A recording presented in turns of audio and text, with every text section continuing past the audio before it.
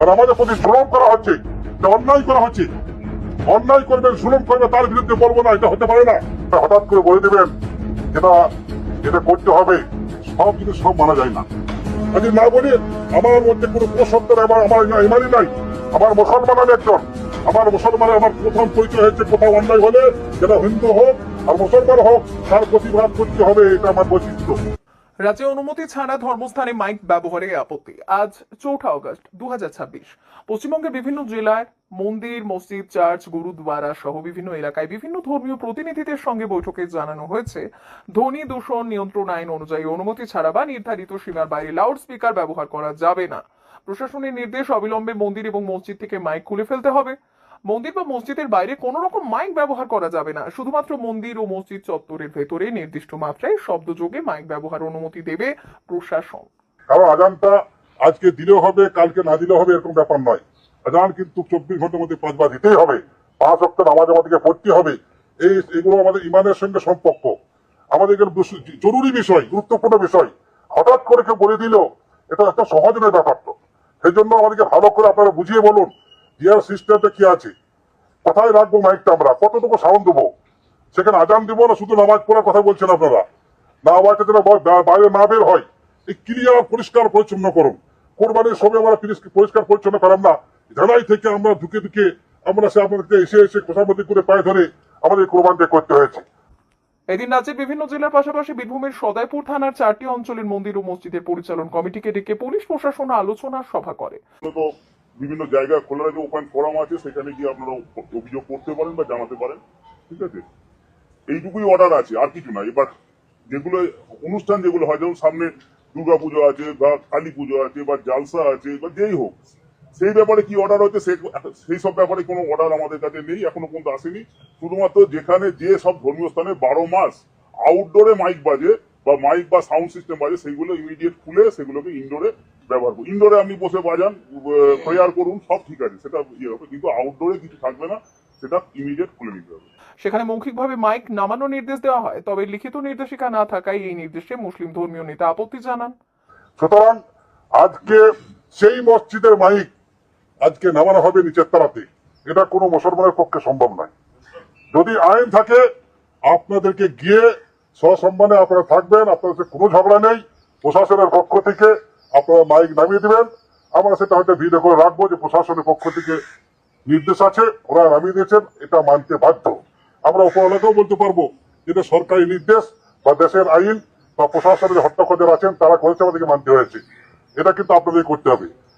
জমিয়তে উলেমায়ে হিন্দের বীরভূম জেলা সভাপতি আনিসুর রহমান সংবাদ মাধ্যমকে বলেন, সুপ্রিম কোর্টের নির্দেশ অনুযায়ী আবাসিক এলাকায় 55 ডেসিবেল, বাণিজ্যিক এলাকায় 65 ডেসিবেল ও শিল্প এলাকায় 75 ডেসিবেল পর্যন্ত মাইক বাজানো যায়। সম্মানিত ওসি ও সম্মানিত আইসির কাছে যেটা শুনলাম সেটা মৌখিক বিবৃতি।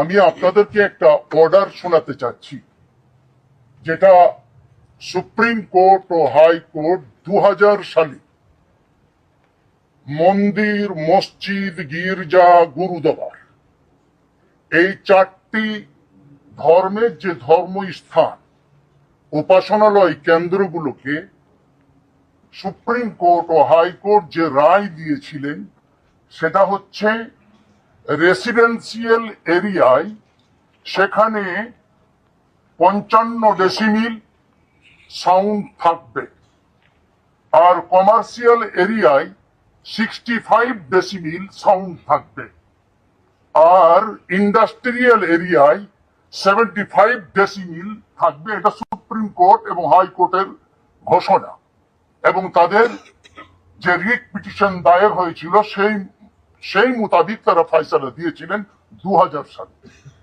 তিনি এই প্রসঙ্গে 2009 সালের রাজ্য সরকারের নির্দেশিকার কথা উল্লেখ করেছেন।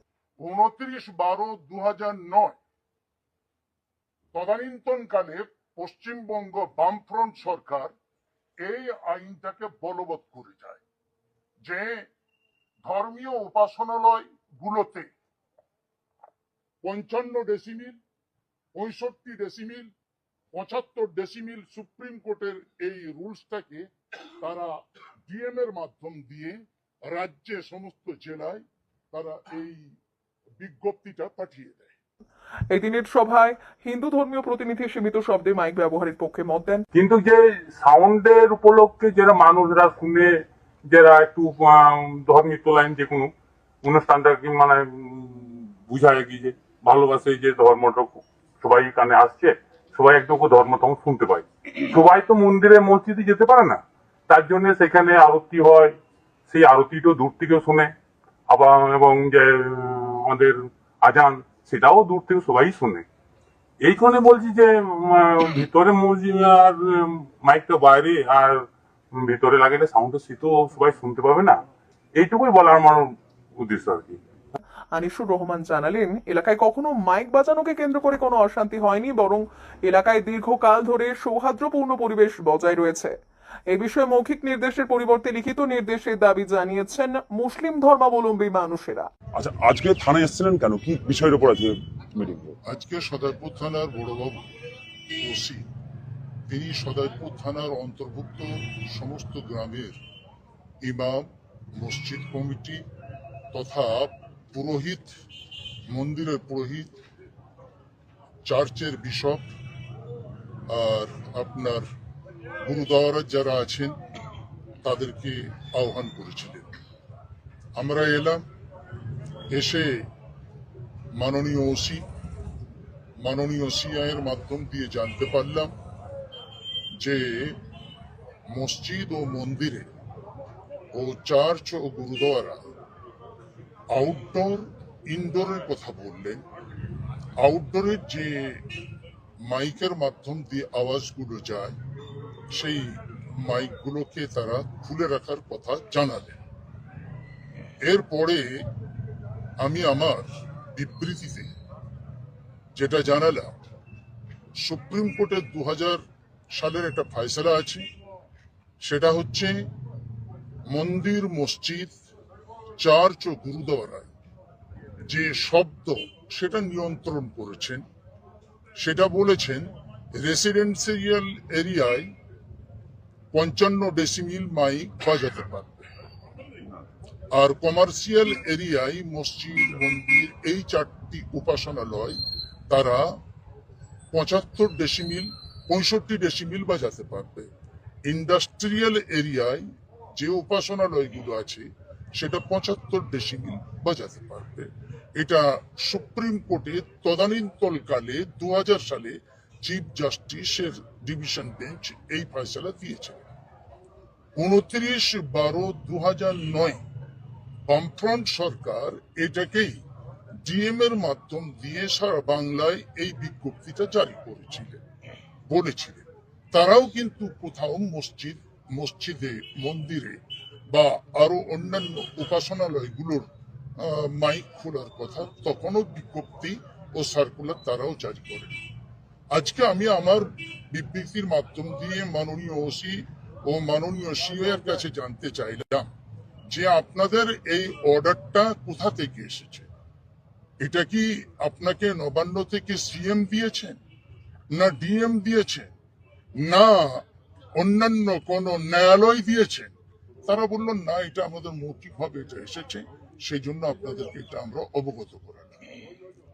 আমরা এটা বলতে চাই, স্বাধীন ভারতে, স্বাধীন বাংলায় দীর্ঘ 4000 থেকে 5000 বছর আমরা হিন্দু মুসলিম সকলেই কাঁধে কাঁধ মিলিয়ে বসবাস করে আসছি।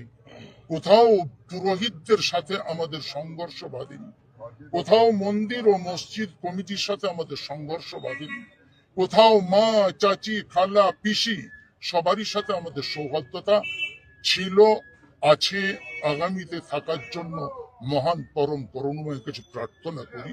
কিছু অশুভ চক্রান্ত বাস যারা আমাদের এই সম্প্রীতিটাকে নষ্ট করতে চাচ্ছে, আমরা বলবো তাদের আল্লাহ তাআলা যেন শুভ বুদ্ধি দান করে, যাতে আমরা যেভাবে আমরা বসবাস করেছি সম্প্রীতির সাথে, শান্তির সাথে, সেই সহাবস্থান আমরা পুনরায় ফিরে পেতে চাই।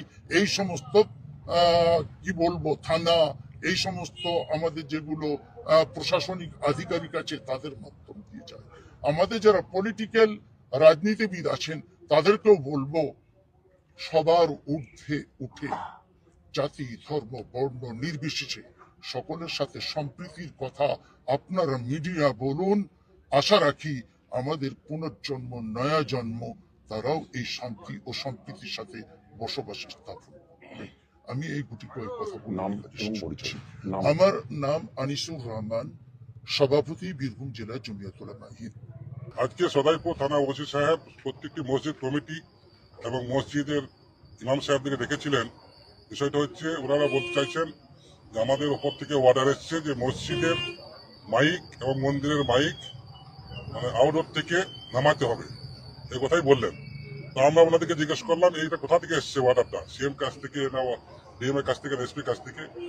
ওনারা এই ব্যাপারে কথা বলতেই পারলেন না ভালো করে।